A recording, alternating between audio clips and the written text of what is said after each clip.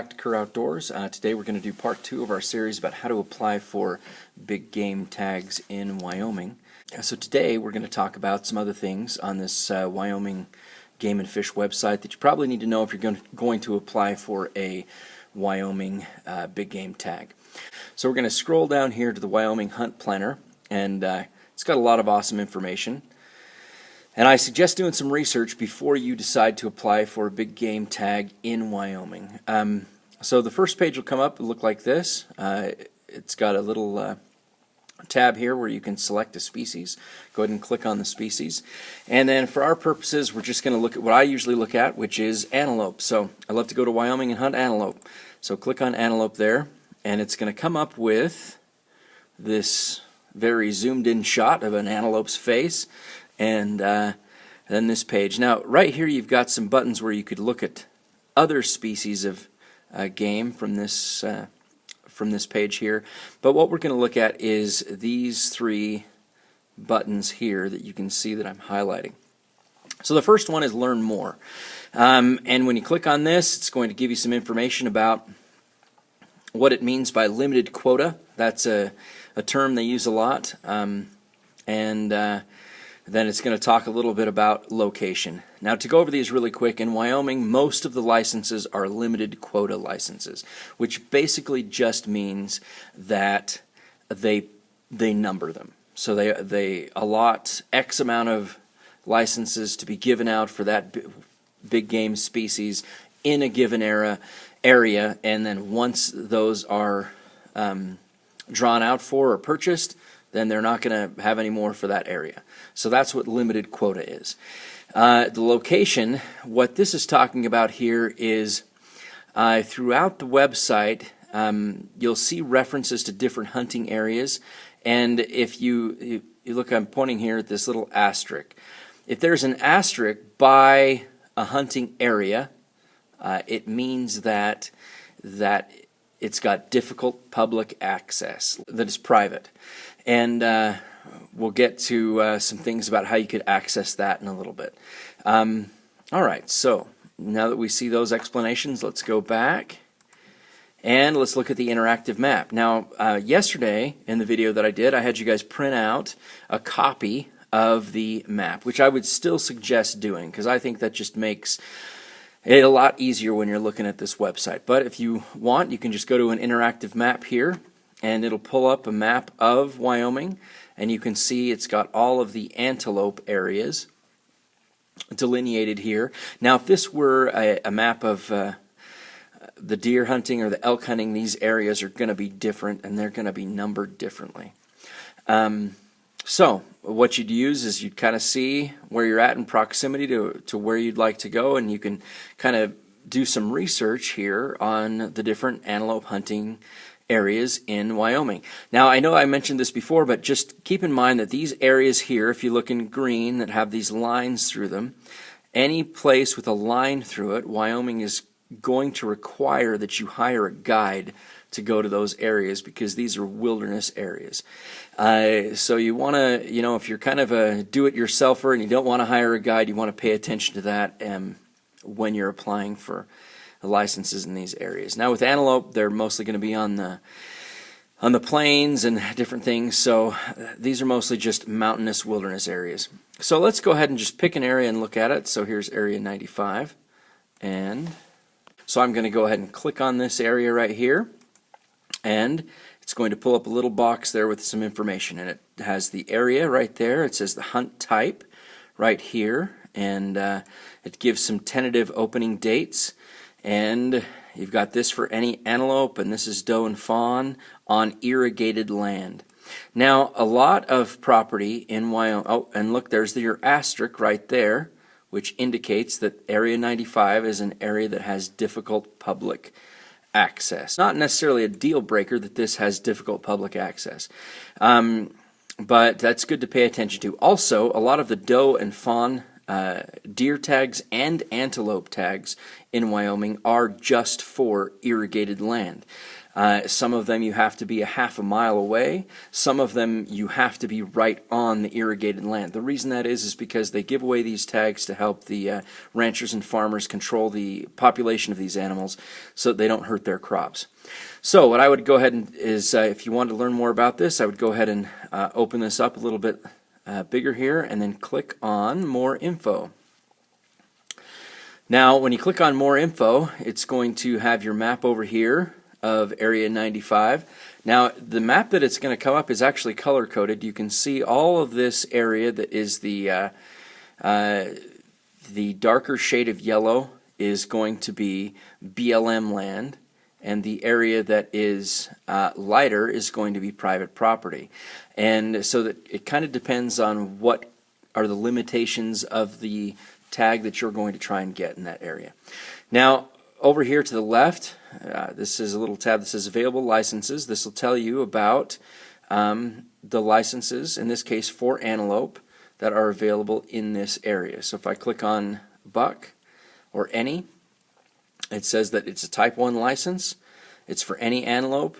They have a tentative open date of September the 10th, and it's a limited quota, which means they only give out a certain amount of licenses that they determine every year, and that it's a full price license. Now the doe fawn is the other one, and it's a Type 7, and you can see that it's only for doe or fawn antelope on irrigated lands. So you couldn't use that on any of this BLM land. It would have to be private irrigated land.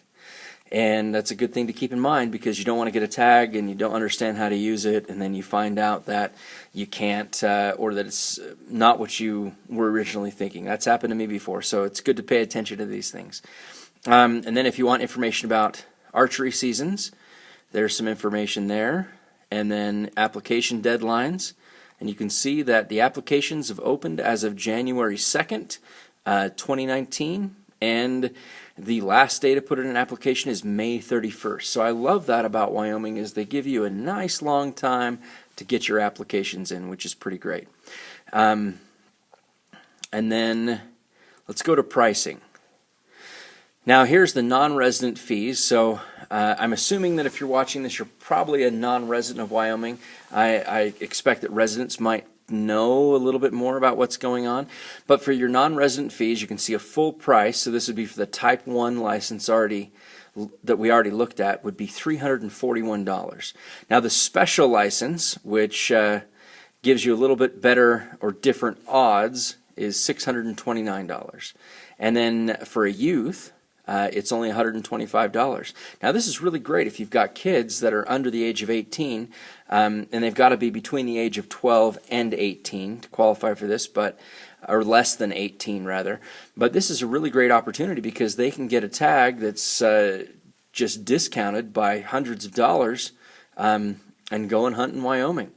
And then you can see the reduced price doe fawn tag is $49, and for a youth it's $34. Now at these prices, it's also good to understand that these include a fee of $15 that Wyoming charges you that's non-refundable when you apply for the tag.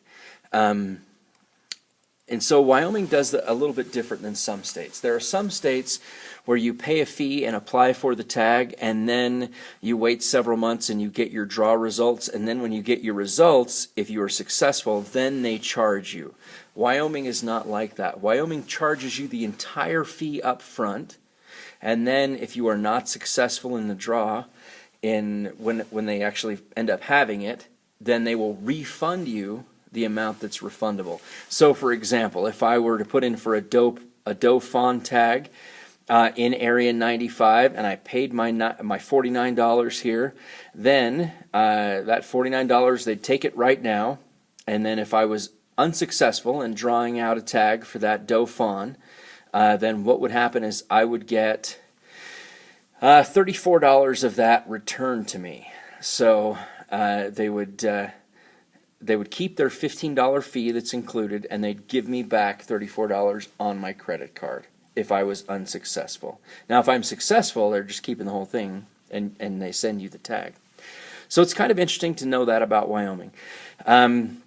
But still, these prices, in my opinion, are very reasonable. The other thing here is last time in the other video we talked a little bit about drawing odds, and I told you, or I showed you a place to get those. You can also get the drawing odds here. So in this case, I would look at non-resident drawing odds and see if that'll come up here.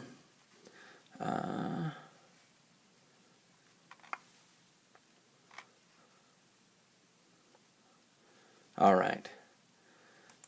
And we can look up the drawing odds for the different type of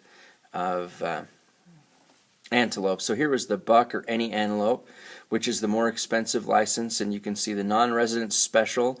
That's the one that was over $600, and you could see that it's hunt type 1. There is a quota of 18, so they give 18 of those out, and they can kind of tells you how many preference points you would need. So everybody who had 7 preference points had 100% odds. Everybody who had 6 had 100% odds, and if you had less than 6, nobody with less than 6 drew out for a buck antelope tag for Area 95. And you can kind of see how that goes. And then you've got your other, the non-resident, it's not the special, which is the over $300 tag for a buck antelope. You can kind of see that they give out 26 of those, and it looks like if you had over 8 preference points, you got that, and just about 19% of the people who had 7 preference points got it, and if you had less than 7, your chances were pretty much 0.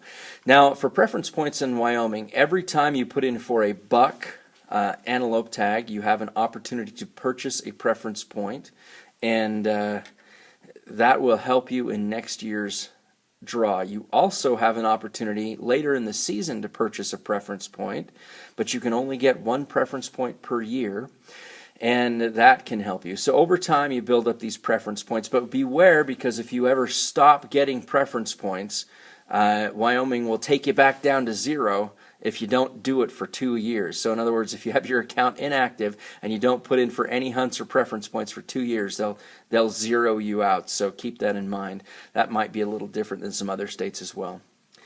So let's go ahead and look at the doe fawn drawing odds for Area 95. Now, for the doe fawn tags, they don't do preference points. You just draw or you don't every year. So it looks, this is hunt type 7. They had a total quota of 30 tags they gave out for doe antelope, and there were 121 people that put in for that tag, so that were first choice applicants. So that means 30 of these 121 people received an antelope tag. So you can kind of see what your odds are for this area, which, you know, are not that great actually. So you can kind of get an idea by using this little tool of what your chances are in areas that you would like to hunt in. Okay, let's go ahead and go back. There was our map. All right, let's go back to this area.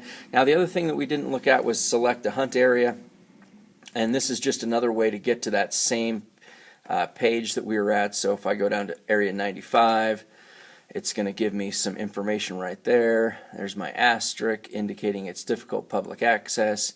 Then if I hit detailed info, I'm back to that same page I got there the other way that we were just looking at it. So this is a great tool that is on the Wyoming Fish and Game's website. It's their hunt planner that helps you to figure out, and you can do this for each of the different species that you would like to hunt. Okay.